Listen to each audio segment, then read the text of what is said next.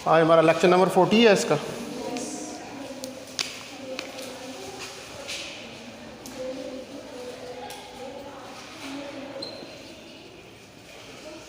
अच्छा, last time जो है वो हमने इसका लास्ट चैप्टर शुरू किया था न्यूक्लियर रिएक्शंस वाला।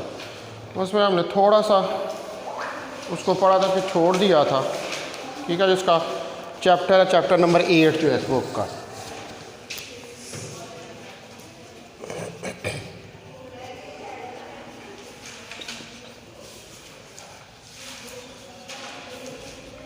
Nuclear reactions.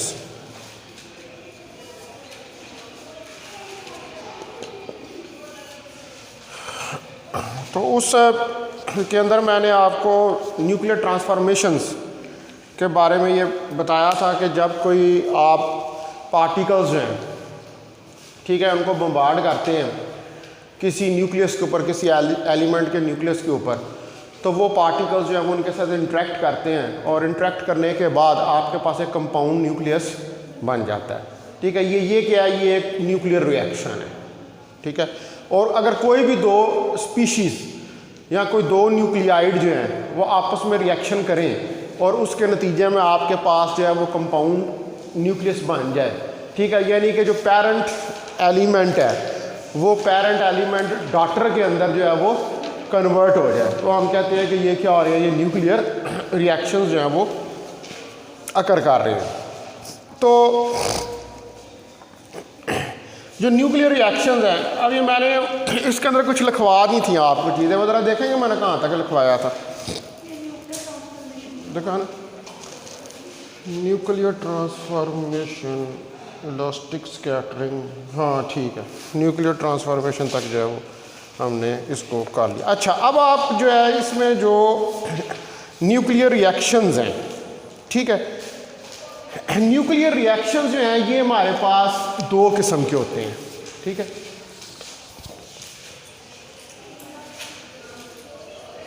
न्यूक्लियर रिएक्शंस, तो the nuclear reactions occur in two well defined steps। दो स्टेप्स जो हैं उसके अंदर ये अकर करता है। जो पहला स्टेप है उसके अंदर जो हमारे पास जो फर्स्ट स्टेप है, in first step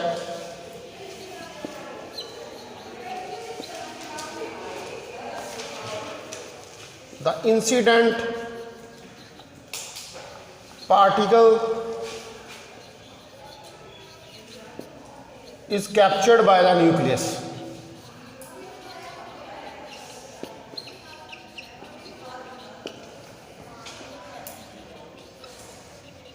ठीक है, न्यूक्लियस जो है उसको कैप्चर कर लेता है फर्स्ट स्टेप के अंदर। ठीक है, तो जब उसको कैप्चर कर लेता तो क्या होता है, a compound nucleus is formed. यानी कि इसका मतलब है कि जब आपने पार्टिकल जो है उसको बम्बार्ड किया है न्यूक्लियस के ऊपर, तो पहला स्टेप क्या है कि न्यूक्लियस उस पार्टिकल को कैप्चर कर लेगा। यानी कि जो पार्टिकल है वो एटम के अंदर पेनिट्रेट करेगा, न्यूक्लियस के अंदर जाएगा और न्यूक्लियस जो है उसको अपने अंदर कैप्चर कर लेगा, क्योंकि न्यूक्लियस के अंदर जो है वो आपको पता है कि फोर्सेस मौजूद हैं, स्ट्रांग न्यूक्लियर फोर्सेस और कोलम्बिक फोर्सेस जो हैं वो मौजूद हैं। ठीक है, तो उसके बाद पहला स्टेप ये है।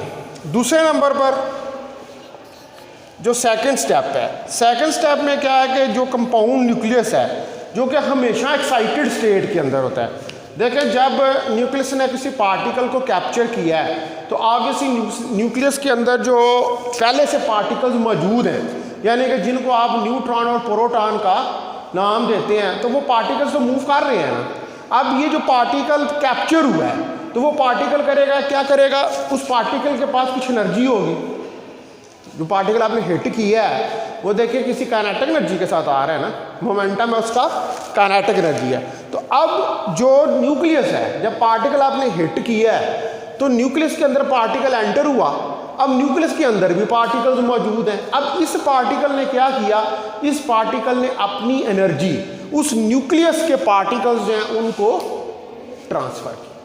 तो क्या अब न्यूक्लियस जब वो एनर्जी लेगा, न्यूक्लियस के पार्टिकल एनर्जी लेंगे तो न्यूक्लियस क्या वो एक्साइटेड स्टेट के अंदर आ जाएगा। तो हम कहेंगे यानी कि जो कंपाउंड न्यूक्लियस फॉर्म हुआ है वो किस स्टेट के अंदर है, वो एक्साइटेड स्टेट में।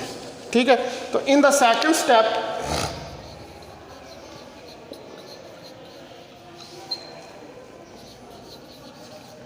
Compound nucleus is always in excited state। तो कंपाउंड न्यूक्लियस है वो हमेशा एक्साइटेड स्टेट में होगा। डिकेज इन टू द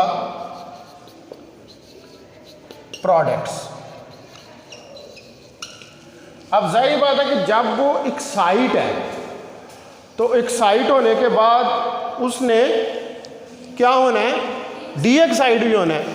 तो जब वो डी एक्साइट होगा तो वो अपने यानी कि वो जो पेरेंट न्यूक्लियस था उसके ऊपर आपने पार्टिकल पर बम्बार्ड किया, तो पेरेंट न्यूक्लियस जो है वो पेरेंट न्यूक्लियस वहाँ से क्या बन गया, कंपाउंड न्यूक्लियस बन गया। और जब वो कंपाउंड न्यूक्लियस बना है तो कंपाउंड न्यूक्लियस बनने के बाद वो एक्साइटेड स्टेट में गया। एक्साइटेड स्टेट से जब वो ग्राउंड स्टेट के अंदर आया है, अपनी लोअर स्टेट के अंदर आया है, तो उसके बाद वो डिके हुआ है। तो जब वो डिके हुआ है तो वो पेरेंट डॉक्टर न्यूक्लियाइज के अंदर जो है वो कन्वर्ट हो गया। ठीक है, ये सेकंड स्टेप के अंदर ये प्रोसेस जो है वो हो रहा है। तो अब ये जो हमारे पास डिके प्रोसेस है ये सिर्फ डिपेंड करता है किसके ऊपर, state of excitation of compound nucleus. और ये जो पर्टिकुलर मोड ऑफ फॉर्मेशन है, यानी कि किस तरीके से ये फॉर्मेशन हो रही है। ठीक है, किस तरीके से ये फॉर्मेशन हो रही है ये इससे इंडिपेंडेंट, यानी कि वो जो भी मेथड है, मेथड का मतलब यह है कि आपने पार्टिकल है, कोई भी पार्टिकल है, आपने उसको हिट किया, ऑब्वियसली वो पार्टिकल ही आप हिट करेंगे जिनकी पेनिट्रेटिंग पावर जो है वो ज़्यादा है, यानी कि वो जो न्यूक्लियस के अंदर घुस जाए। तो अब जो मोड ऑफ फॉर्मेशन है वो इससे इंडिपेंडेंट है। ठीक है, इसका सिर्फ इसका तल्लक क्या है कि न्यूक्लियस एक्साइट हुआ है और एक्साइट होके डी एक्साइट हुआ है। ठीक है, तो उसके बाद वो अपनी प्रोडक्ट्स जो है उसके अंदर कन्वर्ट हो गया। तो this decay process only depends upon the state of excitation of compound nucleus. ठीक है, जो स्टेट ऑफ एक्साइटेशन है कंपाउंड न्यूक्लियस की, ये सिर्फ उसके ऊपर जो है वो डिपेंड करता है। एंड और इसके अलावा इट इज क्वाइट इंडिपेंडेंट, ये इंडिपेंडेंट होता है of particular mode of its formation. यानी कि जो मोड ऑफ फॉर्मेशन है इसका, मोड ऑफ फॉर्मेशन का मतलब है कि किस तरीके से ये कंपाउंड न्यूक्लियस जो है वो बन रहा है, उससे ये इंडिपेंडेंट है। सिर्फ किस पर डिपेंड करता है कि न्यूक्लियस एक्साइटेशन स्टेट में, जाहिर बात है न्यूक्लियस कब डिके करेगा, जब न्यूक्लियस एक्साइट होगा। न्यूक्लियस कब एक्साइट होगा, जब न्यूक्लियस के अंदर जो पार्टिकल्स हैं उन पार्टिकल्स की काइनेटिक एनर्जी इंक्रीज हो जाएगी। तो आप उन पार्टिकल्स की काइनेटिक एनर्जी को कैसे इंक्रीज कर रहे हैं? आप एक्सटर्नल से पार्टिकल बम्बार्ड कर रहे हैं। वो पार्टिकल्स जो हैं वो जब आप बम्बार्ड कर रहे हैं तो they have momentum and energy, obviously they have kinetic energy. तो वो क्या करते हैं, वो काइनेटिक एनर्जी को ट्रांसफ़र कर देते हैं उन पार्टिकल्स को जो न्यूक्लियस के अंदर मौजूद हैं, और उससे न्यूक्लियस जो है वो एक्साइटेड स्टेट में आए। यानी कि पूरा ये कंपाउंड न्यूक्लियस बनने की फॉर्मेशन जो है वो न्यूक्लियस की एक्साइटेशन के ऊपर डिपेंड है। न्यूक्लियस एक्साइट होगा तो न्यूक्लियस डिके करेगा। ठीक होगी ये बात। तो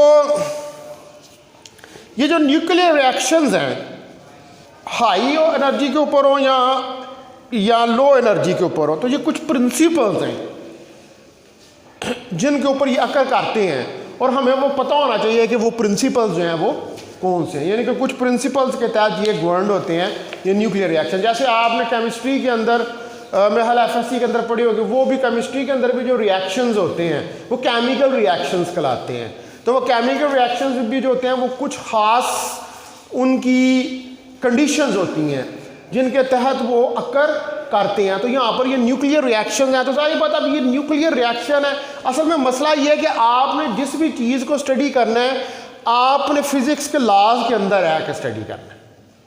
ठीक है, हम फिजिक्स के लॉ से बाहर नहीं जा सकते। हम फिजिक्स के लॉ से बाहर जाएंगे तो हम उसको फिजिक्स में एक्सप्लेन कर ही नहीं सकते हैं। तो हमने वो फिजिक्स के जो प्रिंसिपल्स हैं हमने उनके तहत ही इन न्यूक्लियर रिएक्शंस जो है उनको स्टडी करना है।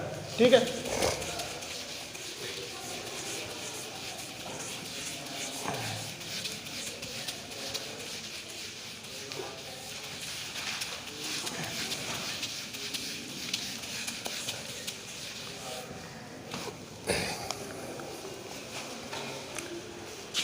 तो जो हाई एनर्जी या लो एनर्जी न्यूक्लियर रिएक्शंस हैं, हाई एनर्जी और low energy nuclear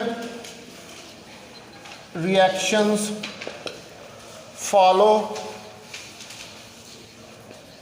the following principles.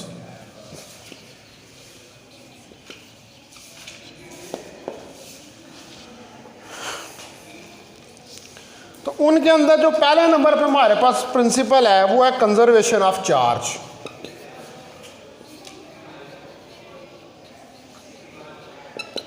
Conservation of charge.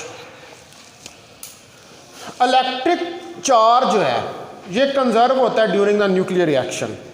यानी कि जितना इनिशियल चार्ज होगा यानी कि जो रिएक्टेंट्स का है उतना ही चार्ज प्रोडक्ट्स का भी होगा। ठीक है, तो इलेक्ट्रिक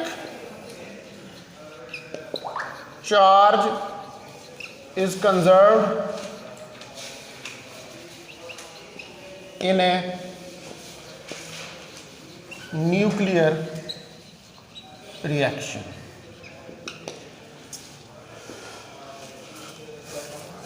तो आप ये कह सकते हैं कि summation Z initial is equal to summation Z final.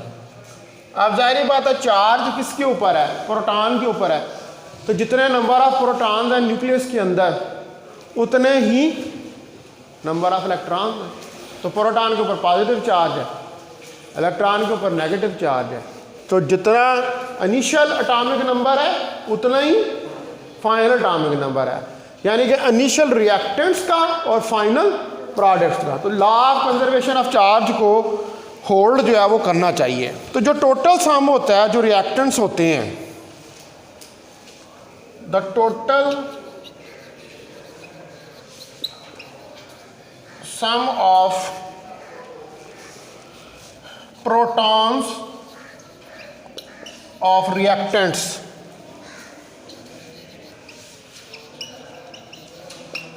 जो रिएक्टेंट्स हैं उनके जो टोटल नंबर ऑफ प्रोटॉन्स हैं is equal to the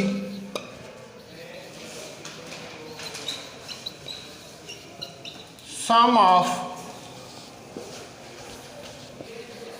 protons of the products.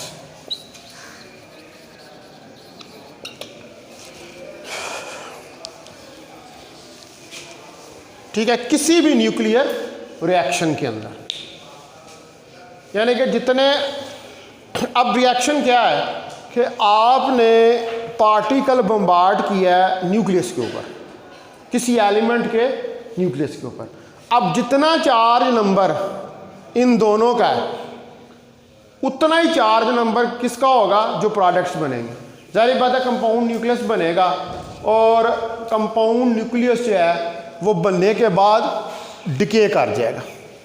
ठीक है, तो वो जब बनने के बाद डिके करेगा तो उसके जो प्रोडक्ट्स बन रहे हैं वो प्रोडक्ट्स जो हैं वो भी उतना ही चार्ज जो है वो रखेंगे। ठीक है, सेम जितना इनिशियल चार्ज है उतना ही फाइनल। कंजर्वेशन का क्या मतलब होता है, जितनी चीज़ पहले है उतनी चीज़ ही बाद के अंदर होगी। ठीक है, तो ये पहला इसका जो है वो प्रिंसिपल है कंजर्वेशन ऑफ चार्ज। उसके बाद दूसरे नंबर पर है conservation of total number of nucleons, जो दूसरा है इसका।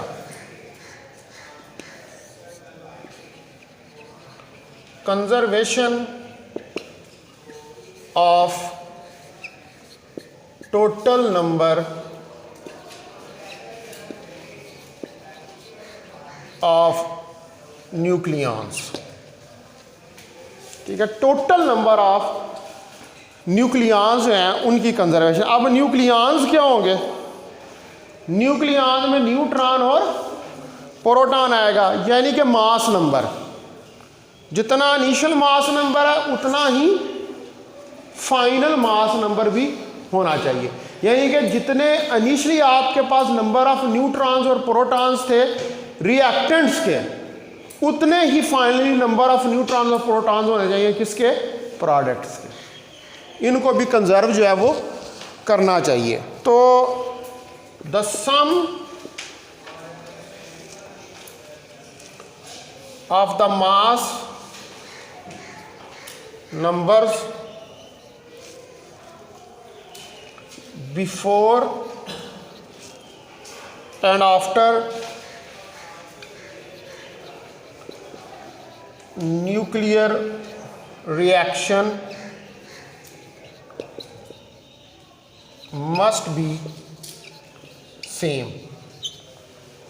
तो बिफोर और आफ्टर जो है न्यूक्लियर रिएक्शन के, इनको सेम होना चाहिए, यानी कि summation A I is equal to summation A F. तो जितने सम ऑफ न्यूक्लियॉन्स हैं रिएक्टेंट्स के वो बराबर हैं sum of nucleons of products. इसका ये मतलब है। ठीक है, sum of nucleons of products is equal to sum of nucleons of reactants, ये इसके बराबर होने चाहिए। तो तब आपका लॉ ऑफ कंजर्वेशन जो है यहाँ पर न्यूक्लियॉन्स का वो फॉलो होगा। उसके बाद तीसरे नंबर पर mass energy conservation.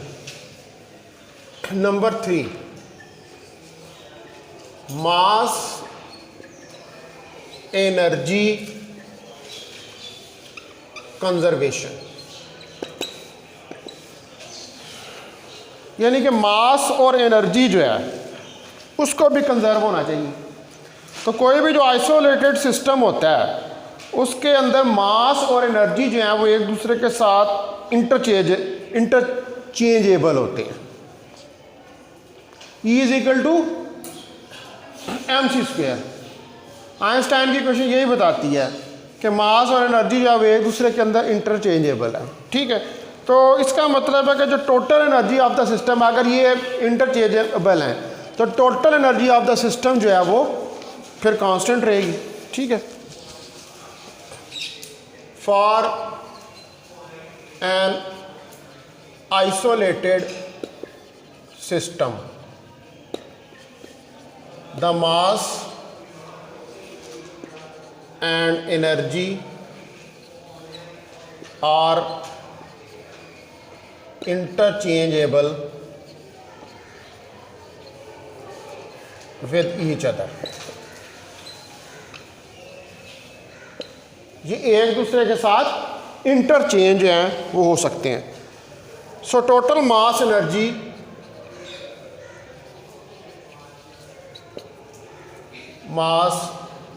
Energy of the system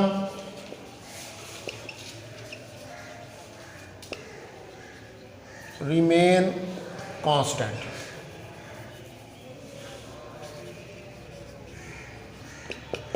तो वो कांस्टेंट रहेगी।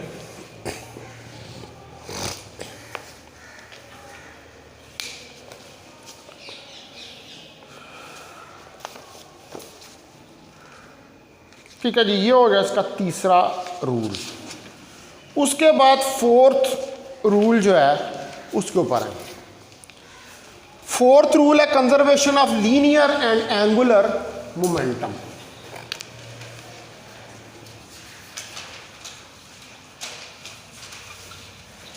Conservation of linear and angular momentum.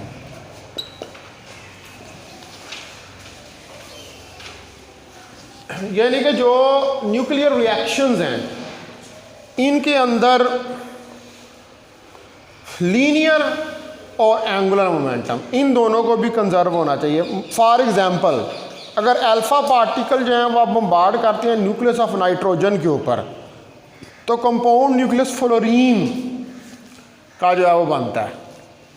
यानी कि हीलियम का रिएक्शन अल्फा पार्टिकल्स का लाइक है हीलियम न्यूक्लियस, आप हीलियम का रिएक्शन करवाएं, ठीक है, नाइट्रोजन के साथ, तो आपके पास फ्लोरीन बनेगी। और ये जो फ्लोरीन है ये डिसइंटीग्रेट होगी ऑक्सीजन और प्रोटॉन के अंदर। यानी कि आगे से जो कंपाउंड न्यूक्लियस होगा, जारी बात है वो जब कंपाउंड न्यूक्लियस बनाया था वो एक्साइटेड स्टेट के अंदर चला गया, ठीक है। एक्साइटेड स्टेट से वो कंपाउंड न्यूक्लियस क्या करेगा, डिसइंटीग्रेट होगा। डिसइंटीग्रेट का मतलब है वो डिके करेगा। जब डिके करेगा तो फिर ऑक्सीजन और हाइड्रोजन, ठीक है, हाइड्रोजन का आइसोटोप जो पहले वाला 1H1 प्रोटियम, वो जो है वो बन जाएंगे, ठीक है। तो ये लिखते हैं अंदर रिएक्शंस को, फिर इसका लीनियर मोमेंटम और एंगुलर मोमेंटम देखते हैं।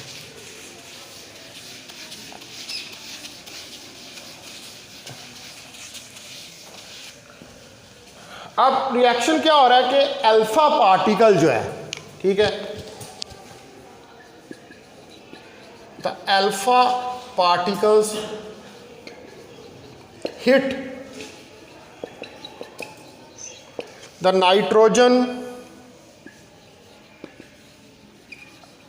नाइट्रोजन को हिट करते हैं, तो the compound nucleus of fluorine is formed. तो कंपाउंड न्यूक्लियस जो है फ्लोरीन का वो बन जाता है। और ये फ्लोरीन जो है ये फर्दर डिसइंटीग्रेट होती है किसके अंदर, ऑक्सीजन और प्रोटियम के अंदर। This compound nucleus of fluorine further decays into oxygen and protium।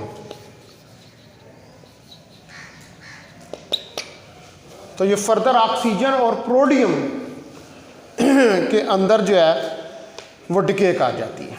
चाहिए इस प्रोटियम को आप प्रोटॉन भी कह सकते हैं। वो 1H1 क्या होता है, वो एक प्रोटॉन ही होता है,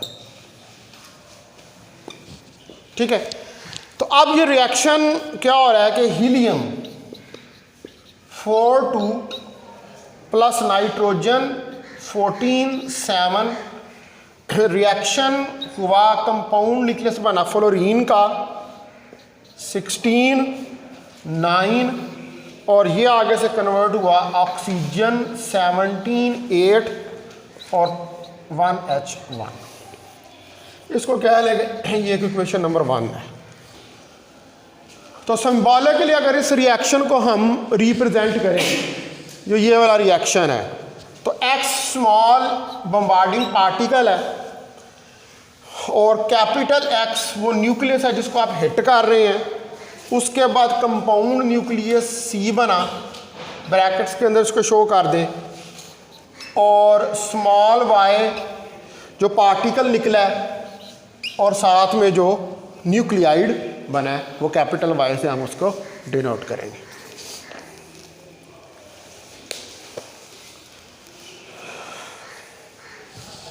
ठीक है, अब आप देखें कि ये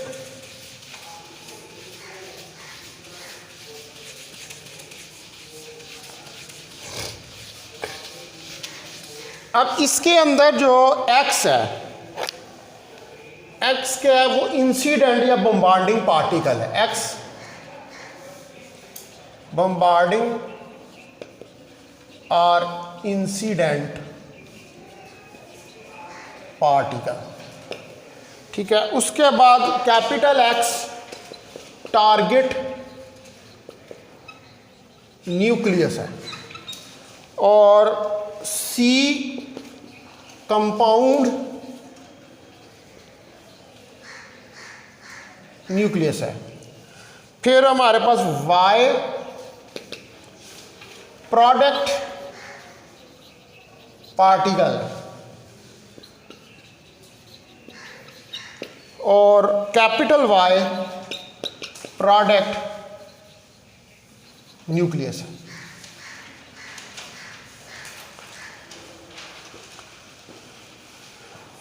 तो ये क्या, ये पूरा न्यूक्लियर रिएक्शन है और इस न्यूक्लियर रिएक्शन के अंदर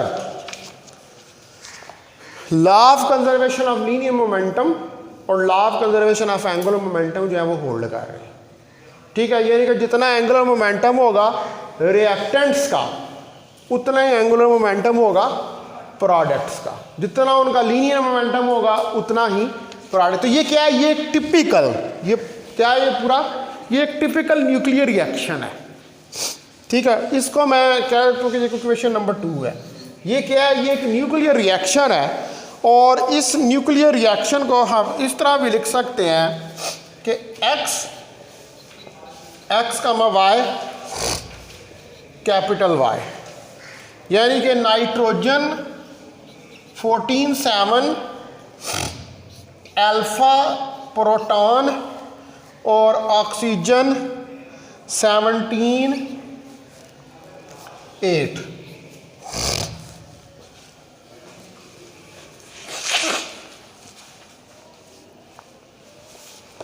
ठीक है, तो ये आप एक न्यूक्लियर रिएक्शन है। तो किसी भी न्यूक्लियर रिएक्शन के अकर करने के लिए चार्ज को कंजर्व होना चाहिए, मास को कंजर्व होना चाहिए, उसके बाद उसका मास एनर्जी भी कंजर्व होना चाहिए, एंगुलर मोमेंटम और लीनियर मोमेंटम और एंगुलर मोमेंटम को। इसका मतलब है कि ये सारे क्या हैं, लॉज ऑफ फिजिक्स। तो ये सारे रिएक्शंस हैं उन लॉज ऑफ फिजिक्स के अंदर जो है वो अकर करेंगे, उससे बाहर जाके आप कोई भी चीज़ इसमें स्टडी नहीं कर सकते। अब हम कुछ एग्जांपल्स देखते हैं न्यूक्लियर रिएक्शंस की। ठीक है, कि ज़रा थोड़ी सी और हमारी इनसाइट डेवलप हो गए किस तरह न्यूक्लियर रिएक्शंस जो हैं वो अकर करते हैं।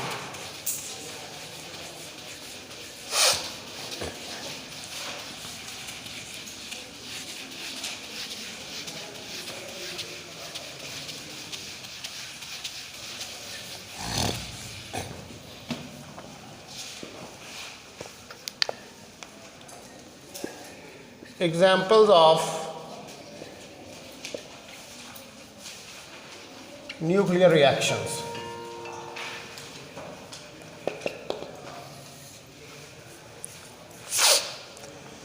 तो इसमें पहले नंबर पर पी अल्फा रिएक्शंस, प्रोटॉन और अल्फा पार्टिकल का पी अल्फा रिएक्शंस नंबर 1। इसमें जो हमारे पास इन रिएक्शंस के अंदर जो प्रोडक्ट पार्टिकल होता है वो हमारे पास अल्फा पार्टिकल होता है, और जो जनरल एक्सप्रेशन है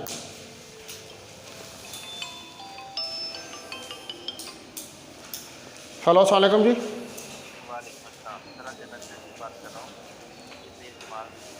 जी जी सही जमान मैं बोल रहा हूँ। सर आपने पनीर की ऑर्डर किया था हाफ के जी 1050 रुपये। जी जी बिल्कुल। ये ऑर्डर कहाँ पे मंगवाना चाहते हैं, घर पे या किसी स्कूल वगैरह में? नहीं ये एड्रेस दिया नहीं है।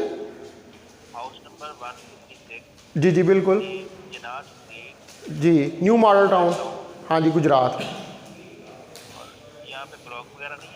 नहीं ये ब्लॉग वगैरह नहीं है। आप वो कोरियर को कहेंगे तो उसको पता लग जाएगा। अच्छा सर, आपके घर के करीब में मस्जिद या बैंक वगैरह का नाम बता देंगे? हाँ इसके नज़दीक ना वन स्टॉप मार्ट है,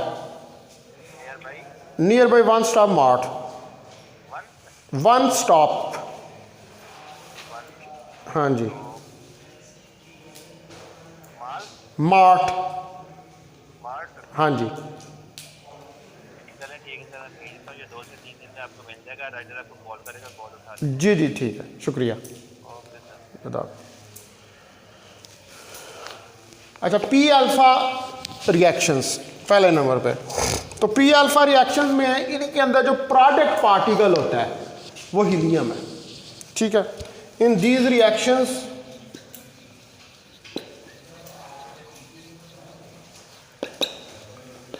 द प्रोडक्ट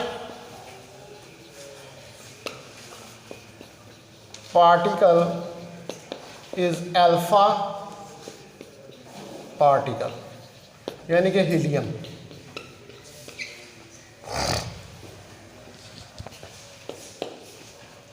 तो इसको अगर हम लिखें तो 1H1 प्लस एक्स ए जेड रिएक्शन हुआ CA+1 Z+1 और YA-3 Z-1 और प्लस हीलियम 4 2, ये इसमें से निकल जाएगा। अब इसकी एग्जांपल्स, ये तो जनरल रिएक्शन लिखा है, ठीक है। इसकी एग्जांपल्स अगर देखें तो 1H1 प्लस ब्रिलियम 9 4, ये कन्वर्ट होगी ब्रिलियम 10 5 के अंदर, और ये बन जाएगा लिथियम 6 3 और हीलियम 4 2।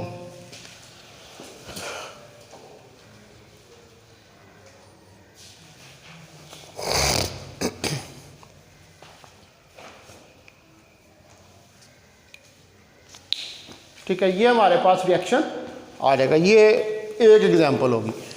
उसके बाद इसी तरह दूसरी एग्जांपल के अगर फ्लोरीन के साथ इसका रिएक्शन करवाया जाए, यानी कि 1H1 प्लस फ्लोरीन 19 9, तो ये बनेगा नियॉन 20 10 और कन्वर्ट होगा ऑक्सीजन 16 8 और हीलियम 4 2। अरे ये कभी मैं इनको इधर लिख देता हूँ, इधर लिख देता हूँ, आगे पीछे लिख देता हूँ, इससे कोई फ़र्क नहीं पड़ता, ठीक है। इसको आप किसी तरह भी ये सिंबल जो है इनको राइट डाउन किया जा सकता है। ये ऐसे होते हैं, एक ये तरीका होता है लिखने का, ठीक है। एक तरीका होता है ये, एक तरीका होता है ये, आप किसी तरह भी इनको राइट डाउन कर सकते हैं, ठीक है। अच्छा, ये तो पहला हो गया पी अल्फा रिएक्शन, अब Pn रिएक्शन दूसरा, यानी कि प्रोटॉन और न्यूट्रॉन का, सेकंड जो है वो Pn रिएक्शन है।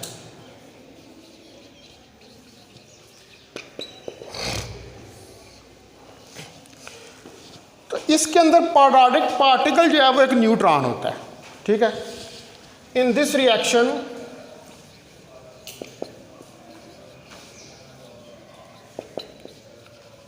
प्रोडक्ट पार्टिकल इज न्यूट्रॉन, ठीक है। न्यूट्रॉन N10, ये हमारे पास जो है वो प्रोडक्ट पार्टिकल बनता है इसके अंदर।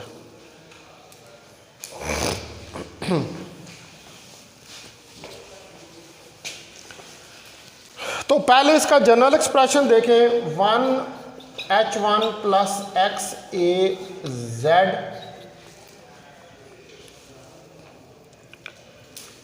Ca plus 1 Z plus 1 goes to Ya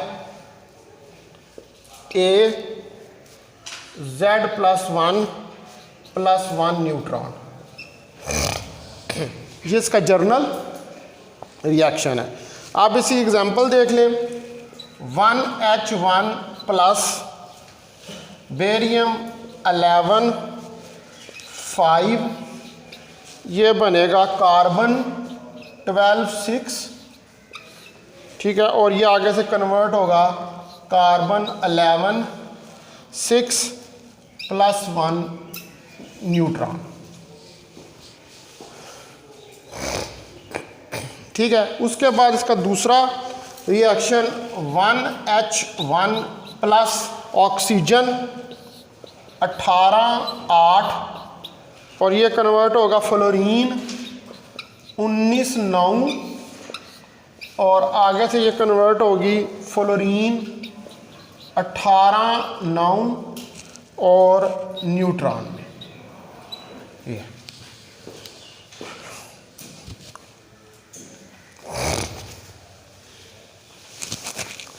ये अब रट्टा लगाना पड़ेगा इनको रिएक्शंस को, ठीक है।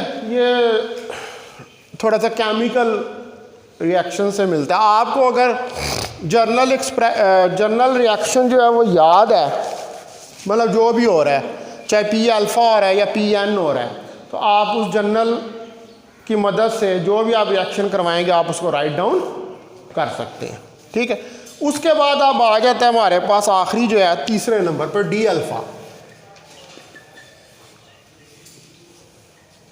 Alpha reactions. ये जो रिएक्शंस हैं इनमें इंसिडेंट पार्टिकल ड्यूट्रॉन होता है जो सेकंड आइसोटोप है, और प्रोडक्ट पार्टिकल्स जो हैं वो अल्फा पार्टिकल्स होते हैं, ठीक है। In these reactions incident particle is deuteron. Deuteron क्या होता है हमारे पास 2H1 and product particles are alpha particles, और प्रोडक्ट पार्टिकल्स जो हैं वो अल्फा पार्टिकल्स होते हैं। तो इसका जनरल एक्सप्रेशन जो है अगर हम वो राइट डाउन करें तो H21 ये ड्यूट्रम हो गया प्लस XaZ रिएक्शन होगा carbon A plus 2 Z plus 1 product nucleus C, carbon कह रहा हूँ उसको, प्रोडक्ट न्यूक्लियस C जो है वो बन जाएगा। और फिर हमारे पास आगे से जो पार्टिकल आएगा प्रोडक्ट A-2 Z-1 और प्लस हीलियम 4 2 ये आ गया, ये जर्नल है। तो आप इसकी एग्जांपल देख लें आप, इसमें 2H1 प्लस लिथियम 6 3 ब्रिलियम बनेगा 8 4, ठीक है, और ये जाएगा हीलियम 4 2 और प्लस हीलियम 4 2।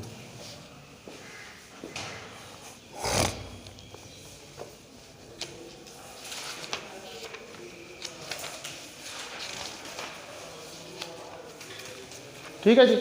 तो ये कुछ जो है वो एग्जाम्पल्स हैं न्यूक्लियर रिएक्शंस की, ठीक है। इस तरह न्यूक्लियर रिएक्शंस जो हैं वो अकर करते हैं। इसमें आपने 3 टाइप्स के जो हैं उनको देखा है, पी अल्फ़ा, ठीक है, फिर देखा है उसके बाद PN और डी अल्फ़ा।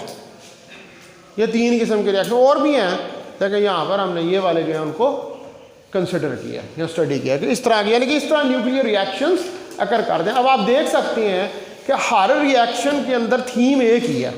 होता क्या है, रिएक्टेंट्स यानी कि पार्टिकल इंसिडेंट करते हैं, रिएक्ट करता है टारगेट न्यूक्लियस के साथ, टारगेट न्यूक्लियस के साथ रिएक्ट करता है, तो उसके नतीजे में कंपाउंड न्यूक्लियस बनता है, और वो कंपाउंड न्यूक्लियस जो है वो आगे से वो क्या करता है, वो डिसइंटीग्रेट होता है। और वो डिसइंटीग्रेट होता है तो एक पार्टिकल और एक प्रोडक्ट जो न्यूक्लियाई है वो बन जाता है, ये प्रोडक्ट एलिमेंट जो है वो बन जाता है, ठीक है। ये सारा इसके, अब हमने जो नेक्स्ट चीज़ इसके अंदर देखनी है वह बड़ा इंपॉर्टेंट है इसके अंदर, वह क्यू वैल्यू, किसी न्यूक्लियर रिएक्शन की क्यू वैल्यू जो है वो निकालना, ठीक है। That is now our next topic.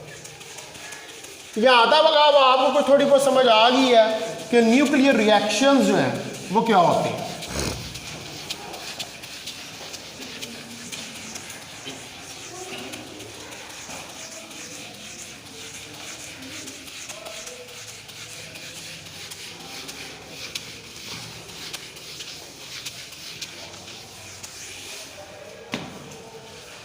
तो our next topic is Q value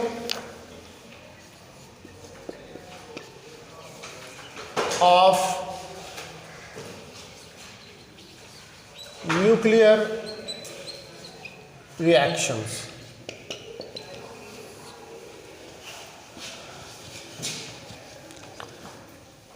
तो हमें यह पता है कि कोई भी जो पर्टिकुलर न्यूक्लियर रिएक्शन होता है उसके अंदर मास एनर्जी जो सिस्टम का हमेशा कंजर्व होता है।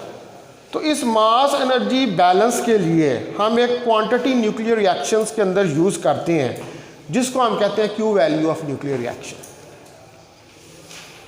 आपने पीछे ये बात पढ़ी है कि आपने कुछ न्यूक्लियर रिएक्शंस के अकर करने के लिए लॉज पढ़े हैं कि जी इन लॉज के अंदर रह के न्यूक्लियर रिएक्शन अकर करता है, और उन लॉज में आपने एक लॉ जो है वो पढ़ा है कि मास एनर्जी कंजर्वेशन, कि मास और एनर्जी जो है इनका जो कम्बिनेशन है वो भी कंजर्व रहता है। और वो क्यों रहता है, क्योंकि ये आप स्टडी कर रहे हैं न्यूक्लियस, और यहाँ पर आइंस्टाइन की जो इक्वेशन है E=mc² वो होल्ड करती है, यानी कि मास जो है वो एनर्जी में कन्वर्टेबल है और एनर्जी जो है वो मास के अंदर कन्वर्टेबल है, ठीक है।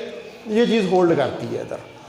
तो अब इसको बैलेंस करने के लिए, यानी कि एक न्यूक्लियर रिएक्शन अकर करता है तो उस न्यूक्लियर रिएक्शन में दोनों साइडों के ऊपर मास और एनर्जी को बैलेंस करने के लिए एक वैल्यू यूज़ की जाती है, एनर्जी की वैल्यू ही होती है वो एक्चुअली, उसको हम क्या कहते हैं, क्यू वैल्यू, उसको कहते हैं Q value of the reaction, ठीक है। तो इन ए न्यूक्लियर रिएक्शन, किसी भी न्यूक्लियर रिएक्शन के अंदर the total mass and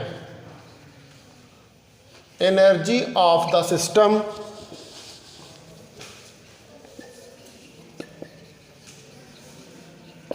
must be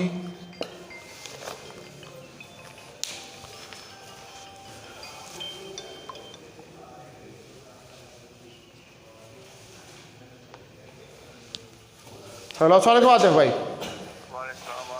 जी ठीक ठाक शुक्र, तुम सुनाओ तुम कितना ठीक ने? जी जी ठीक है,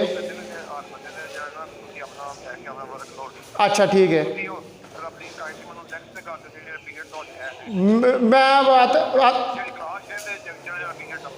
मैं तो उन्हें भेज देना वा, ठीक है। मैं BS मैं तो अपना लिख दियांगा ना, मैं या तो आता भाई वो दोबारा फॉरवर्ड ना कर दो पूरा पेज जेड़ा है तो मैं सारा वर्कलोड लिखिया आवे। नहीं कोई चेंज नहीं जो है, और मैं तो वो पूरा पेज फॉरवर्ड कर देना वा, ठीक है। हाँ हाँ ओके जी वेलकम वेलकम।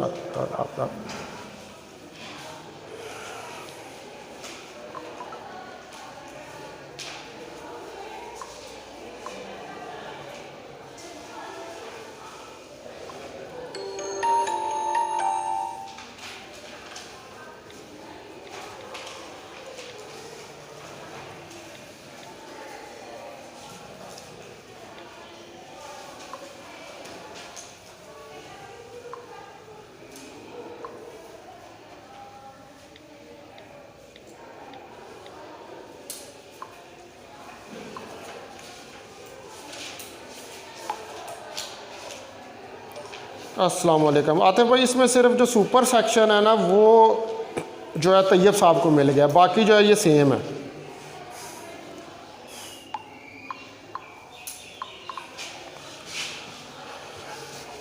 अच्छा जी, तो जब पार्टिकल न्यूक्लियर रिएक्शन है उसके अंदर टोटल मास और एनर्जी जो है वो सिस्टम का दैट मस्ट बी कंजर्व, यानी कि उसको बैलेंस होना चाहिए, कंजर्व होना चाहिए।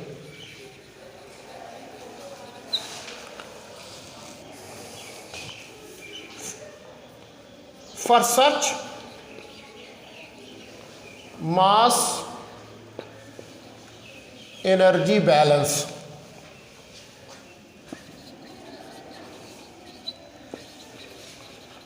a quantity is used which is known as Q value of the reaction.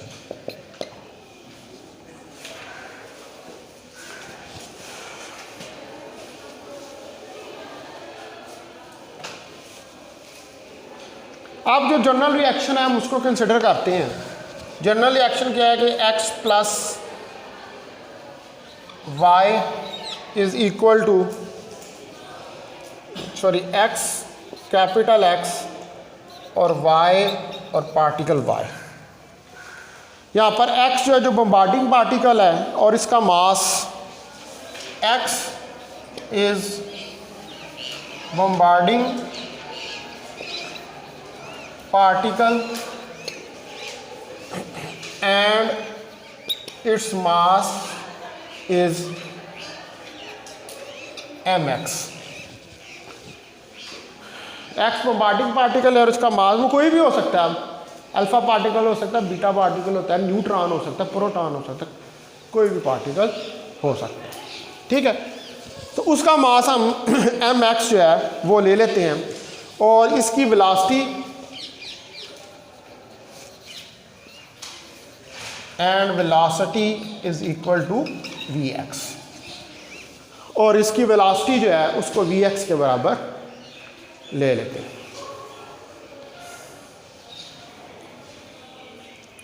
अब x जो है ये डिनोट कर रहा है टारगेट न्यूक्लियस को, ठीक है। और टारगेट न्यूक्लियस x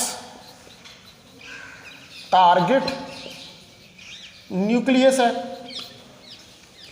इसका मास mx है, ठीक है। और ये रेस्ट पे है, it is at rest, so Vx is equal to 0, capital Vx। अब यहाँ पर हमें ये ध्यान करना है, इनको मिक्स नहीं करना। ये छोटा x है, ये बड़ा x है, ये बड़ा y है, ये छोटा वाई है, ठीक है। इनको मिक्स नहीं करना आपने आपस में। अच्छा, उसके बाद हमारे पास वाई जो है वो डिनोट करता है किसको, प्रोडक्ट न्यूक्लियस को। तो इसका जो मास है, mass of product nucleus is equal to M capital Y, और इसकी वेलोसिटी जो है वो होगी कैपिटल वी वाई।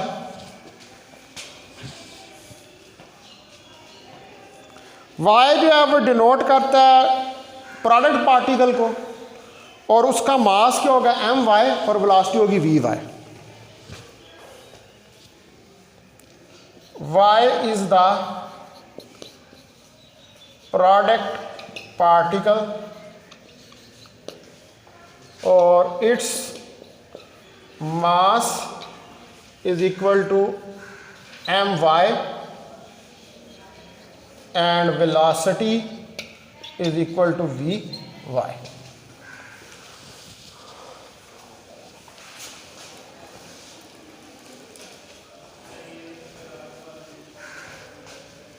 ठीक है, ये अब पूरा हमारे पास रिएक्शन हो गया जो उसके अंदर जो चीज़ें हैं।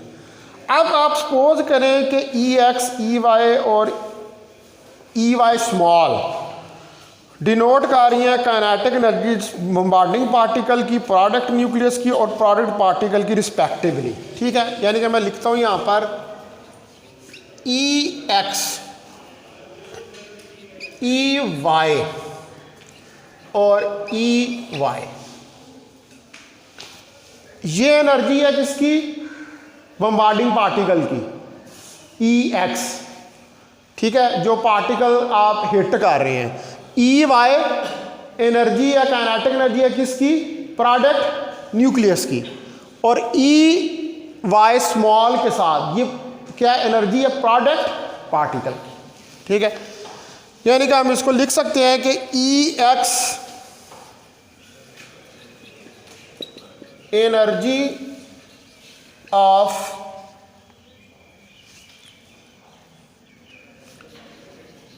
बम्बार्डिंग पार्टिकल, ई वाई, बल्कि इसको क्या आप kinetic energy, kinetic energy, E Y kinetic energy of product nucleus, और small E Y kinetic energy of product particle. अब आप कहेंगे कि एक्स की क्यों नहीं लिखी, भाई वो तो है ही रेस्ट के ऊपर है। ठीक है, टारगेट न्यूक्लियस काइनेटिक एनर्जी 0। ठीक है, यानी कि E X 0 because it is at rest, क्योंकि ये रेस्ट के ऊपर है।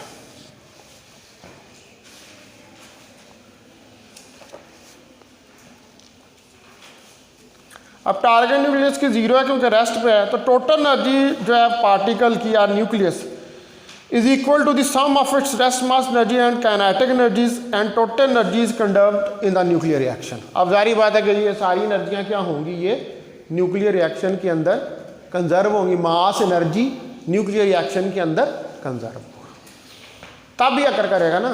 यहीं से हमने अब क्यू की वैल्यू जो है उसको कैलकुलेट करना है। तो आप देखें कि मैं जो है वो एक इक्वेशन राइट डाउन करता हूँ कि E X plus M X C square plus M X C square is equal to E Y plus M Y C square plus E Y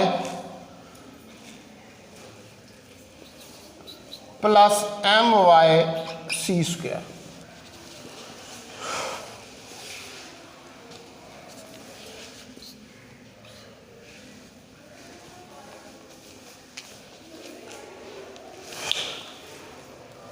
ये रेस्ट मास एनर्जी है, ये जो ये वाली term है, और ये क्या है, काइनेटिक एनर्जी। आपको पता है कि जब हम रिलेटिविस्टिक पार्टिकल्स की बात करते हैं तो उनकी रेस्ट मास एनर्जी एग्जिस्ट करती है, ठीक है। तो यहाँ पर भी ये इसकी रेस्ट मास एनर्जी है, ये भी इसकी रेस्ट मास एनर्जी है, और ये इनकी काइनेटिक एनर्जी है। तो ये एक मास एनर्जी की इक्वेशन है जो आपने इस जर्नल न्यूक्लियर रिएक्शन के ऊपर लगाई, ठीक है। अब जो एनर्जी लिबरेट होगी या अब्जॉर्ब होगी ड्यूरिंग दिस रिएक्शन, अब ये जाहिर बात है ये क्या हो रहा है, ये एक रिएक्शन अकर कर रहा है। तो इस रिएक्शन के दौरान जो एनर्जी अब्जॉर्ब होगी या जो एनर्जी लिबरेट होगी, यानी कि जो रिएक्शन अब्जॉर्ब करेगा और फिर जो रिएक्शन रिलीज करेगा। जाहिर बात है कि जब अब्जॉर्ब कब करेगा, जब पार्टिकल आके हिट करेगा बम्बार्डिंग न्यूक्लियस को, ठीक है। बम्बार्डिंग पार्टिकल आके जिसके ऊपर बम्बार्ड कर रहे हैं न्यूक्लियस के ऊपर हिट करेगा आके, तो अब वो न्यूक्लियस क्या करेगा, एनर्जी को अब्जॉर्ब करेगा, फिर वो प्रोडक्ट न्यूक्लियस बनेगा। प्रोडक्ट न्यूक्लियस जब डिके करेगा तो उसके अंदर से एनर्जी रिलीज होगी, यानी कि एनर्जी अब्जॉर्ब और लिबरेट, अब्जॉर्ब भी होती है और निकलती भी है, ठीक है। ये मिटा दूंगा आपने।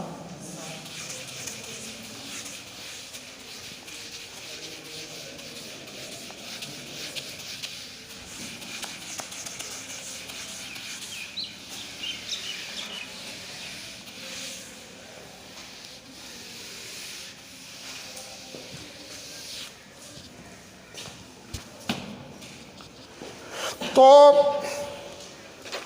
now the energy liberated निकलेगी, लिबरेट करेगी, और absorbed in the nuclear reaction, या अब्जॉर्ब होगी किसके अंदर, न्यूक्लियर रिएक्शन के अंदर।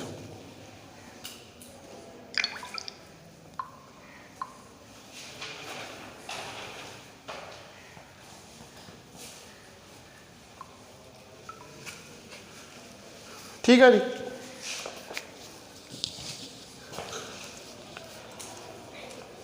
इसको कहते हैं is called the energy balance और Q value of the reaction.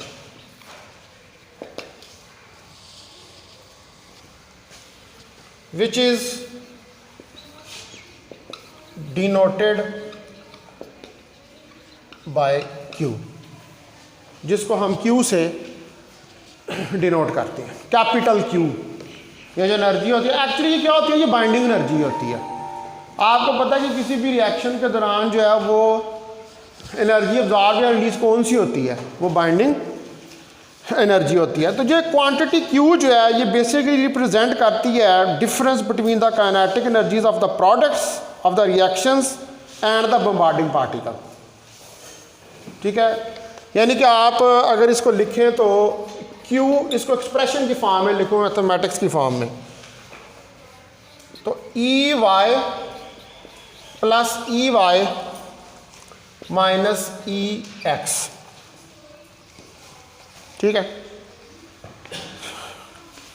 इसको कह लें आप कोई इक्वेशन नंबर 2, और वो जो पहला जनरल एक्सप्रेशन लिखा था उसको 1 कह लें, और इसको आप कह लें 3।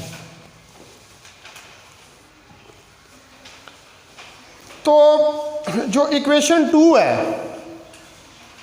ठीक है, हमारे पास उसके अंदर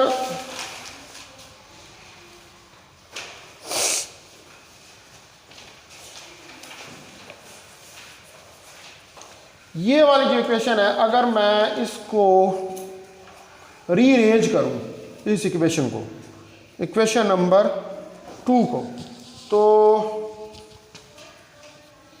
ई वाई प्लस ई वाई और minus E X is equal to M Y C square plus M Y C square minus M X C square.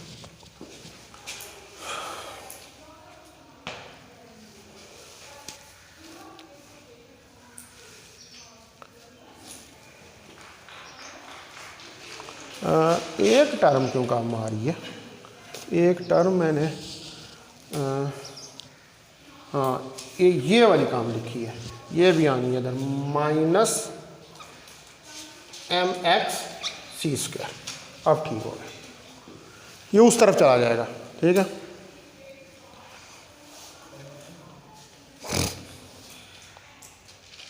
नहीं बल्कि ये उस तरफ नहीं, ये प्लस हो जाएगा, sorry it will be plus, हाँ एम एक्स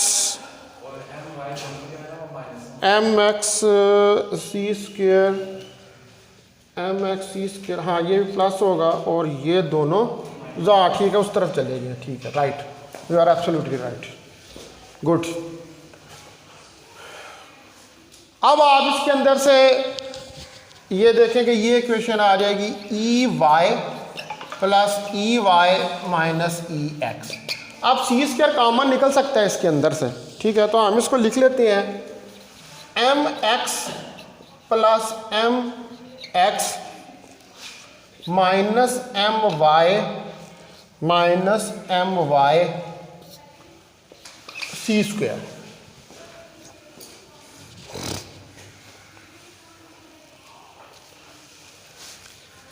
तो इसके अंदर ये क्यू है, ये वैल्यू, ये क्लास बड़ी ज़बरदस्त है, रोज़ाना तालियां बजती हैं, डेली बाज रही होती है, पता नहीं तालियां क्यों बजती हैं। यहाँ तो इनको समझ बहुत ज़्यादा आ गई है ना। ये इन्वेस्टिगेट करना औरंगज़ेब कि ये तालियां क्यों मारते हैं रोज़ाना प्रेजेंटेशन होती है, very good very good, presentation होनी चाहिए। आप लोगों को भी लिया करो प्रेजेंटेशन, शौक है देने का, है आपको? क्यों जी, किसको शौक है? हाथ खड़ा करें प्रेजेंटेशन देने का। वाह, आप में से किसी को नहीं है? हाँ वेरी गुड, बिल्कुल ठीक है, मैं लूँगा आप लोगों के ही, लेकिन मैं जो होते हैं ना ग्रेजुएट लेवल के कोर्सेस, अंडर ग्रेजुएट लेवल की, उसमें प्रेजेंटेशन नहीं लेता, ठीक है। अभी आप कौन से कोर्सेज पढ़ रहे हैं? अंडर ग्रेजुएट के। अंडर ग्रेजुएट के अंदर प्रेजेंटेशन लेने का मतलब यह है कि आप स्टूडेंट्स को बेवकूफ़ बना रहे हैं, ठीक है। आपके अंदर कॉन्फिडेंस जनरेट होना है जब आपने ग्रेजुएट लेवल पे जाना, पोस्ट ग्रेजुएट लेवल, यानी कि जब आप एमएससी लेवल के कोर्सेज पढ़ना शुरू करेंगे, उनके अंदर जो है फिर आपकी प्रेजेंटेशन दी जाएगी, ठीक है। वहाँ पर फिर आपको जो है वो टॉपिक दें, क्योंकि ये होता है पहले 4 सेमेस्टर के अंदर स्टूडेंट को प्रिपेयर किया जाता है, ठीक है। कोई भी चीज़ होता है ना, उसका फेज़ होता है, फेज़ होते हैं। पहले 4 के अंदर आपने प्रिपेयर करना है, अगले 4 के अंदर वो प्रिपेयर हो चुका है, ठीक है। अब अगले 4 के अंदर आपने उसके अंदर एक तो कॉन्फिडेंस बिल्ड करना है, ठीक है। दूसरा ये है कि उसकी जो आपने पहले 4 सेमेस्टर्स के अंदर फाउंडेशन बनाई है, उस फाउंडेशन को आपने मजबूत करना है, ठीक है। तो हम प्रेजेंटेशंस करेंगे लेकिन 5th के अंदर जाकर, ठीक है, अभी नहीं, पहले 4 के अंदर जो है वो आपको ज़रूर कॉन्फिडेंस का मौका मिलेगा, ठीक है, ज़रूर आपको मौका जो है वो दिया जाएगा। अच्छा खैर, तो ये पता लग गया हमें कि यहाँ पे तालियाँ क्यों बजती हैं रोज़ाना के रोज़ाना प्रेजेंटेशन होती है, क्योंकि ये एक अच्छा तरीका है टाइम गुजारने का। मतलब है कि आपने ना पढ़ाना हो तो आप हर एक स्टूडेंट को एक एक प्रेजेंटेशन, हाँ भाई ये टॉपिक तू पढ़ के आ जाए, ये तू पढ़ के आ जाए, तू पढ़ के आ जाए, चलो जी आ जाओ बोर्ड के ऊपर। नहीं ये देखो, मैं जो है ना आसान या मुश्किल का वार नहीं होता। एक चीज़ होती है कि आप अपने असातिज़ा से चीज़ें सीखते हैं, ठीक है। मैं जिन उस्तादों से पढ़ा हुआ हूँ ना वो इस तरह, क्योंकि मैं मेरी सारी एजुकेशन जो है वो कायद आज़म यूनिवर्सिटी की है, वहाँ पर कोई प्रेजेंटेशन का इवन के एमएससी लेवल के अंदर भी कोई कल्चर नहीं था, ठीक है। वहाँ पर ये टीचर समझते थे कि प्रेजेंटेशन लेना जो है it is just the wastage of time, ठीक है, कि ये एक वेस्टेज ऑफ टाइम है। यानी कि टीचर इसलिए प्रेजेंटेशन ले रहा है क्योंकि वो अपनी जान छुड़ाना चाहता है, ठीक है। तो वहाँ पर ऐसा कोई, लेकिन मैं मुकम्मल तौर पे इस चीज़ से इत्तफाक नहीं करता। मेरा ख्याल है कि जब आप पोस्ट ग्रेजुएट लेवल पे हैं तो थोड़ी बहुत प्रेजेंटेशन होनी चाहिए, यानी कि उसके कुछ मार्क्स जो है ना वो रख देने चाहिए, ताकि स्टूडेंट जो मतलब आप लोगों ने आगे जाके बाद लोगों ने टीचिंग भी करनी है, ठीक है। फिर आपने इंटरव्यूज़ के अंदर अपीयर होना है, तो आपको थोड़ा सा बोलने का, यानी कि ये प्रेजेंटेशन का मतलब होता है कि डेमो देना। आपको डेमो मतलब आपके सामने ऑडियंस बैठी हुई है, ठीक है, और आप ऑडियंस जो है उसके सामने बोल रहे हैं। अब ऑडियंस के सामने बोलने का भी एक फियर होता है, ठीक है। बैठे हो स्टूडेंट्स बैठे हो या आप सपोज करें आप कहीं पर प्रेजेंटेशन, अब वो जो ऑडियंस बैठी हुई है उसके आपके अंदर कितना कॉन्फिडेंस है, ठीक है। मतलब अब आप बैठे हुए हैं, एकदम एक स्टूडेंट जो है या जो कहीं आप प्रेजेंटेशन दे रहे हैं, कोई आपसे सवाल पूछ लेता है, अब आपको वो सवाल नहीं आता, उसका जवाब नहीं आता, how you tackle it in front of them. अब क्या होता है कि अक्सर आपको पता है कि जब नए लोग टीचिंग करने के लिए जाते हैं तो क्लास में बच्चे उनको तंग करते हैं। क्यों तंग करते हैं? वो उनसे सवाल पूछते हैं या उनका कॉन्फिडेंस लेवल नहीं होता वो वाला, ठीक है। अब कॉन्फिडेंस लेवल किस तरह आता है? कॉन्फिडेंस लेवल दो चीज़ों से आता है आपको अंदर कॉन्फिडेंस लेवल। पहले नंबर पर यह होता है कि आप साइकोलॉजिकली कितने स्ट्रांग हैं। देखो पब्लिक के अंदर क्रिकेट भी खेल रहे हो ना, पब्लिक के अंदर तो बड़ा दिमाग में प्रेशर होता है। पब्लिक जो होती है ना, पब्लिक उसका वैसे ही एक प्रेशर होता है, ठीक है। और टीचर के लिए क्या होता है? पहली बात यह है कि वो साइकोलॉजिकली कितना स्ट्रांग है, और दूसरे नंबर पर जो लेक्चर वो डिलीवर कर रहा है उसके ऊपर उसको कितनी कमांड है, ठीक है। आया कि उसने वो घर से लेक्चर पढ़ के आया, उसने उसकी तैयारी की है, या नहीं गया मैं मुंह चुक के आ गया। वो जब मुंह चुक के आ जाएगा ना तो फिर बच्चे क्या करेंगे? उसे तंग करेंगे। जारी बात है उसके अंदर कॉन्फिडेंस ही नहीं होगा। वो उसको होगा कि मैं तो पढ़ के ही नहीं आया, मैंने तो ये लेक्चर देखा ही नहीं है, तो अपना आए बाएँ शाएँ जो है उधर वो करनी शुरू कर। तो ये चीज़ जो होती है ये मैटर करती है। पब्लिक का हमेशा आप याद रखें एक बात कि पब्लिक जो होती है ना उसका फियर आपके माइंड के ऊपर ज़रूर होता है ना। इंटरनेशनल क्रिकेट जब क्रिकेटर्स खेलते हैं, डोमेस्टिक के अंदर वो बहुत ज़्यादा कामयाब होते हैं, लेकिन जो ही वो इंटरनेशनल क्रिकेट के अंदर जाते हैं उनसे परफॉर्म नहीं होता। क्यों? इंटरनेशनल क्रिकेट का प्रेशर ही बहुत ज़्यादा है। वो जनाब इतनी दुनिया, पूरी दुनिया टीवी पे देख रही होती है, इतने लोग ग्राउंड के अंदर होते हैं, उनके सामने खेलना आसान का, ठीक है। फिर दूसरी टीम के लोग होते हैं, इर्द गिर्द होते हैं, उनके स्लेजिंग कर रहे होते हैं उनके ऊपर। तो ये सारा का था प्रेशर को ऑब्जर्व करना। प्रेजेंटेशन का मकसद ये है कि जो प्रेशर है ना उसको रिमूव करना आपके ऊपर से, ठीक है। चलो ये 5 मिनट ज़ाया हो गए, 12 होगी प्रेजेंटेशन, आपकी ख्वाहिश पूरी की जाएगी अगले सेमेस्टर में इंशाल्लाह। अच्छा जी, अब जो है हम ये इक्वेशन जो है देखिए, इसमें ये क्यू है, यही लिखा है ना आपने यहाँ पर, ये इसकी क्यू वैल्यू आ गई है। तो क्यू जो है वो हमारे पास बन जाएगा mx प्लस, ये बड़ा ख्याल रखना है, mx capital plus mx minus my और माइनस my सी स्क्वायर। ये हमारे पास इक्वेशन नंबर 4 जो है वो आ गई है, ठीक है। अब ये जो इक्वेशन नंबर 4 है ये क्या बता रही है आपको, Q value of A nuclear reaction. यानी कि यहाँ से नज़र आ रहा है कि आप इनके मास पुट करो, सी की वैल्यू का तो आपको पता है, ठीक है, वो मेगा इलेक्ट्रॉन वोल्ट ओवर सी स्क्वायर के अंदर निकाल लो, 931 होती है मेगा। वो आप खैर बाद में हम न्यूमेरिकल करेंगे तो आपको पता लग जाएगा, ठीक है। बस सी की वैल्यू ये मासे सारे रखें आप, तो आपके पास क्यू वैल्यू जो है वो निकल आएगी। एक्चुअली ये क्या है, ये एक्चुअली डेल्टा एम है अगर आप देखें तो, ठीक है। ये क्या है, ये डेल्टा एम है। तो बेसिकली ये इक्वेशन यही है,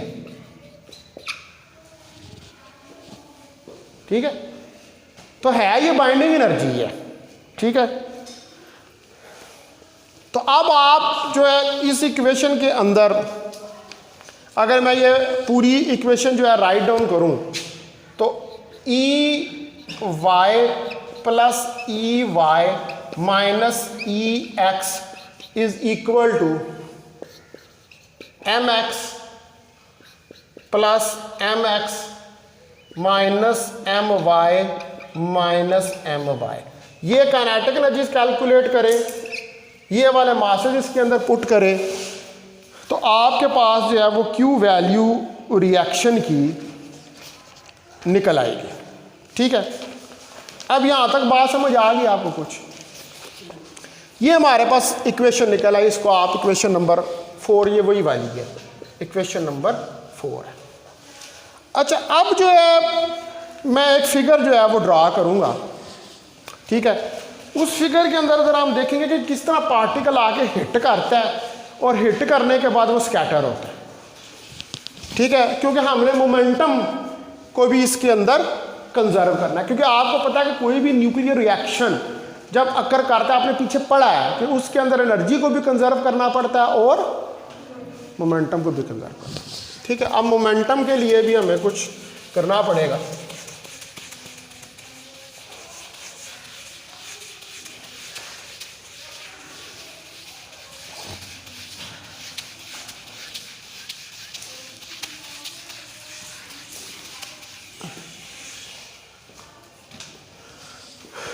तो आप देखें कि मेरे पास ये टारगेट है एक्स, टारगेट न्यूक्लियस है, ठीक है। और इधर से ये एक पार्टिकल जा रहा है, ठीक है। इसने हिट किया इधर इस टारगेट न्यूक्लियस को, ये इधर पड़ा हुआ है, और ये यहाँ से यूं गया, ये एक्सेस बना लिया आप, ठीक है। इधर से भी कोई एंगल ये बनाएगा, ये इसकी वेलोसिटी वी वाई है और ये यहाँ पर वाई न्यूक्लियस है, ठीक है। ये कैपिटल एक्स है। अब इधर से इस तरफ जो है ये जाएगा हमारे पास वाई और इसकी वेलोसिटी होगी वी वाई, ठीक है। अब क्या किया आपने कंसिडर किया है एक टारगेट न्यूक्लियस एक्स। उस टारगेट न्यूक्लियस एक्स के ऊपर आपने पार्टिकल एक्स को बम्बार्ड किया है। उसके नतीजे में हमारे पास जो है वो प्रोडक्ट न्यूक्लियाई वाई बने और पार्टिकल वाई निकला है उसके साथ। इसकी वेलोसिटी वी वाई कैपिटल और इसकी स्मॉल वी वाई, ठीक है। तो इसका मतलब है कि यहाँ पर हमारे पास जो एंगल्स बनेंगे, एक एंगल फाई बना लें आप और एक एंगल आप थीटा जो है वो बना लें, यानी कि इसको फाई कह लें, इसको थीटा आप कह लें। अब law of conservation of momentum जो है अलॉन्ग और परपेंडिकुलर डायरेक्शन ऑफ मोशन, यानी कि आपको इसके कंपोनेंट्स देखने पड़ेंगे। एक इसके परपेंडिकुलर कंपोनेंट्स बन रहे हैं, एक इसके अलॉन्ग द मोशन बन रहे हैं। अलॉन्ग द मोशन क्या है, मोशन ऐसे हो रही है, यूं आया ना, यूं हिट किया, यूं गया। अब इसके यानी कि ये ट्राइएंगल इसको यहाँ से यूं मिला दो, इसको यहाँ से यूं मिला दो, ठीक है, ये परपेंडिकुलर ड्रा कर दो, तो ये कंपोनेंट, ये कंपोनेंट, ये कंपोनेंट, ये कंपोनेंट मान रहे हैं ना, दो दो कंपोनेंट, ठीक है। तो इसका मतलब है कि हमारे पास जो एक्स एक्सिस के अलॉन्ग जो कंपोनेंट्स हैं वो बनेंगे, ठीक है। अब ये वाला तो रेस्ट के ऊपर था, अब law of conservation of linear momentum अगर लगाऊं तो ये वाला जो है ये तो रेस्ट के ऊपर है, तो इसका तो M X plus M X V X plus M X V X is equal to, ये तो ज़ीरो है, ये तो है ही रेस्ट के ऊपर है, तो वी एक्स तो इसकी ज़ीरो है, ठीक है, अलॉन्ग द एक्स डायरेक्शन। अब इस तरफ जाएं आप, देखें तो यहाँ से जो कंपोनेंट्स बनेंगे ये वी वाई है, ठीक है, इसका ये वाला component M Y V Y sine of phi, और इधर से M Y V Y cos of phi बनेगा। ये वाला component M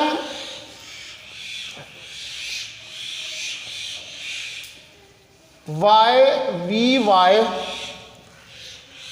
sign of theta, और इधर से ही ये वाला component M Y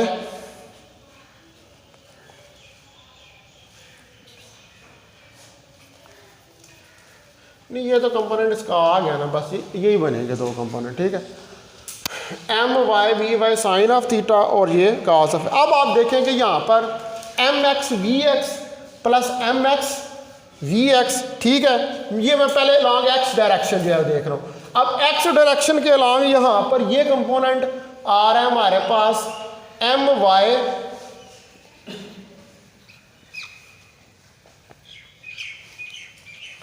V Y cos of phi, ठीक है, और plus M Y V Y cos of theta, जो ये इसका बन रहा है M Y V Y cos of theta. ये हमारे पास सिर्फ कंपोनेंट्स कौन से हैं, अलॉन्ग एक्स डायरेक्शन, ठीक है। आप इसको ये वाली टर्म तो बीच में इसके ज़ीरो हो जाएगी, यानी कि M X V X is equal to M Y V Y cos of phi plus M Y V Y cos of theta. इसको क्या है इक्वेशन नंबर 5। अब आप आए परपेंडिकुलर, परपेंडिकुलर में तो इस तरफ तो कोई कंपोनेंट नहीं है लॉन्ग एक्स डायरेक्शन, तो परपेंडिकुलर में तो दो हैं, ये एक ये वाला एक नीचे वाला है, सीधा सीधा, तो 0 M Y V Y sine of phi minus M Y V Y sine of theta. इसको क्या लेंगे, इक्वेशन नंबर 6। अब आप देख लें कि आपको फिगर की समझ आ गई है कि मैंने कंपोनेंट्स क्या है, कंपोनेंट्स कैसे बनाए हैं, वो सीधा सीधा रेक्टेंगुलर कंपोनेंट्स, कोई मुश्किल बात तो नहीं है, रेक्टेंगुलर कंपोनेंट्स है ना, along X axis Y axis, जो वाई एक्सिस है उनके कंपेयर कर लिए एक्स, क्योंकि एक्स एक्सिस के लॉन्ग मोशन है, ठीक है, इसलिए वहां पर ये वाला आया एम एक्स वी एक्स, क्योंकि ये जा रहा था यूं एम एक्स वी एक्स, ठीक है, और इसके साथ ये दो कंपोनेंट इनके भी एक्स के साथ बन रहे थे, वाई का भी और छोटे वाई का भी। एक्स तो वैसे ही जो बड़े वाला है वो किसके ऊपर है, वो रेस्ट के ऊपर है, ठीक है जी, यहां तक क्लियर है बात। ठीक है, अब आप देखें कि ये जो इक्वेशन 5 और 6 हैं, इनको थोड़ा सा रीअरेंज अगर किया जाए तो मैं यहाँ से अगर वैल्यू निकाल लूँ एम वाई वी वाई की, M Y V Y cos of 5, ठीक है, that is equal to M X V X minus M Y V Y cos of theta, ठीक है। उसको उठा के उस तरफ ले गए और कुछ नहीं किया, ये टर्म जो है इसको उठाया और उठा के इस तरफ ले आए और इसकी वैल्यू निकाल ली, ठीक है। अब दूसरी इक्वेशन के अंदर वो तो सीधी सीधी है वैसे ही, M Y V Y sine of phi is equal to M Y V Y sine of theta, वो ये आ गया,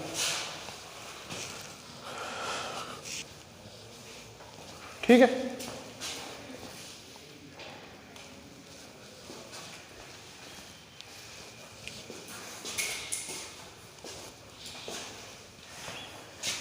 अब आप जो ये दोनों इक्वेशन है अबव, इसको हम फिर को नाम दे लेते हैं, इसको क्या देते हैं 7 और 8, ठीक है, 7 और 8।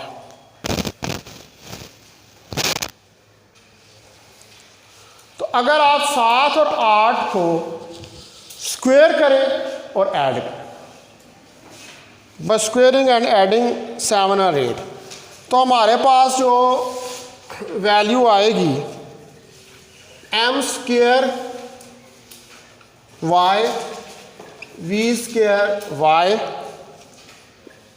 Cos square phi plus sine square phi is equal to M square X V square X minus 2mx V X M Y V Y cos of theta plus cos square theta plus sine square theta M square Y V square Y, ये equation है।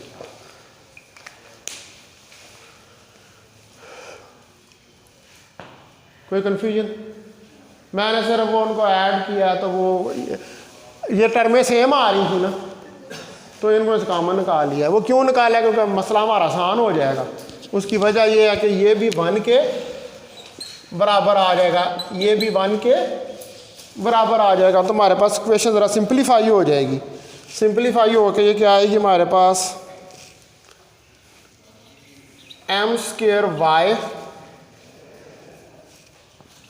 We square Y that is equal to M square X V square X plus M square Y V square Y minus 2mx V X M Y V Y cos of theta.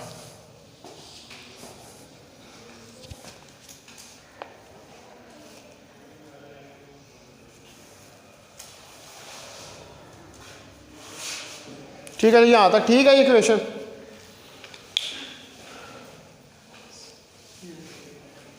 अगर हमने कोई गलती की तो फिर हम फंस जाएंगे, जो याद रखिएगा। ठीक है, यहाँ तक तसल्ली कर रहे हैं कि इक्वेशन ठीक है। ठीक है जी। अब नेक्स्ट जो है, इस इक्वेशन को मैंने करना सिंप्लीफाई। तो इसको सिंप्लीफाई करने के लिए कुछ थोड़ी सी मैथमेटिकल मैनिपुलेशन मुझे यहाँ पर करनी पड़ेगी। ठीक है, वो हम कैसे करेंगे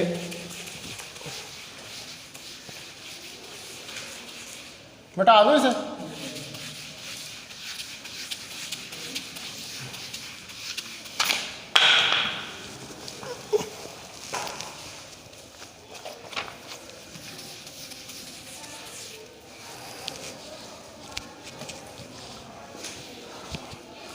वो सारा है तो मुझे बता दो, ठीक। तो आप देखें कि इसको मैं 2my, ठीक है, 1/2my v²y, इसी तरह 2mx 1/2mx v²x plus 2my 1/2my v² minus 2mx vx my vy cos of theta का स्क्वायर और 1/2।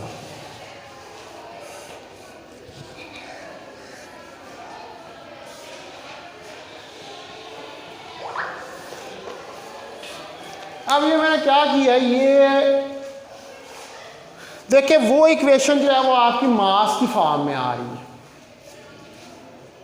लेकिन v² का y भी आ रहा है, साथ स्क्वायर भी आ रहा है। तो इसका मतलब है कि अगर इसको मैं 1/2m के साथ मल्टीप्लाई कर दूं तो मैं इसको काइनेटिक एनर्जी के अंदर कन्वर्ट कर सकता हूं। तो ये क्या किया, सिर्फ ये सारी जो मल्टीप्लिकेशन की है ये किस लिए की है, इसको काइनेटिक एनर्जी के अंदर कन्वर्ट करने के लिए, ठीक है, इस इक्वेशन को। तो हमारे पास यहाँ से जो है ये वैल्यू क्या आ जाएगी, यहाँ से देखें ये my,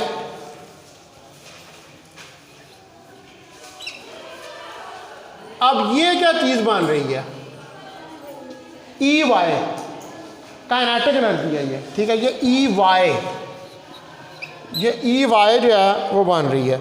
इसी तरह यहाँ पर ये mx और ये क्या बन रहा है, EX। इसी तरह हमारे पास यहाँ पर प्लस my और minus 2 into mx EX my EY 1/2 cos of theta.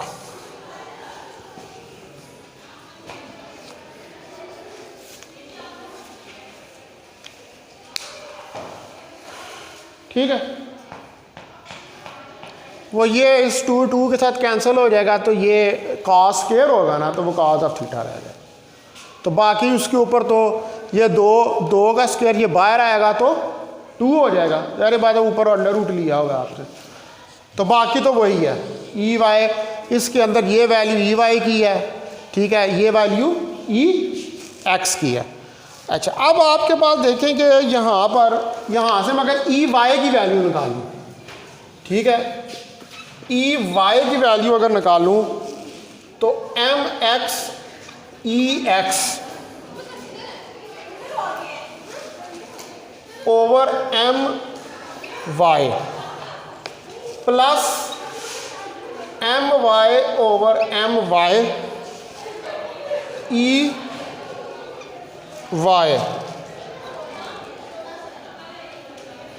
Minus 2 over my EX EY my mx 1/2 cos of theta.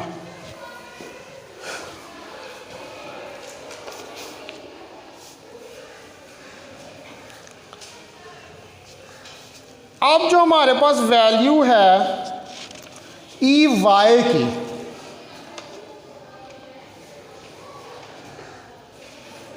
ठीक है, ये वैल्यू जो है हमारे पास ई वाई की,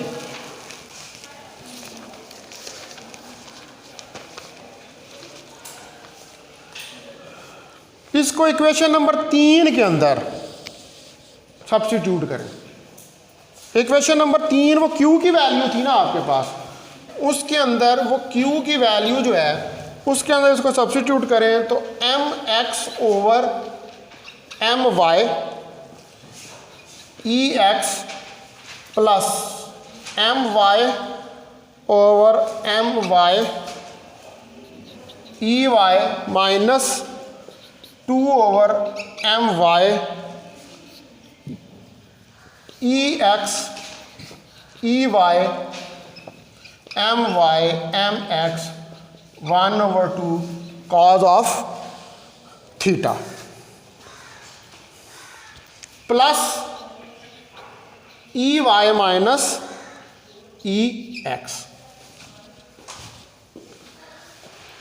ठीक है, वो जो क्यू की वैल्यू क्वेश्चन नंबर 3 पीछे से देख लें, ठीक है, उसके अंदर ये वैल्यू सब्स्टिट्यूट कर दी है। अब यहाँ से आप इसको रीअरेंज कर लें, इसको इक्वेशन को, तो हमारे पास क्या आ जाएगा, E Y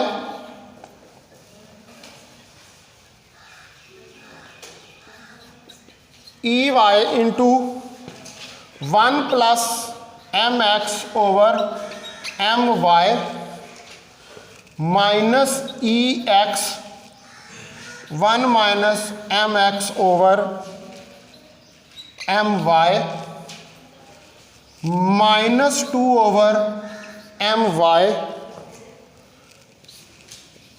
E X E Y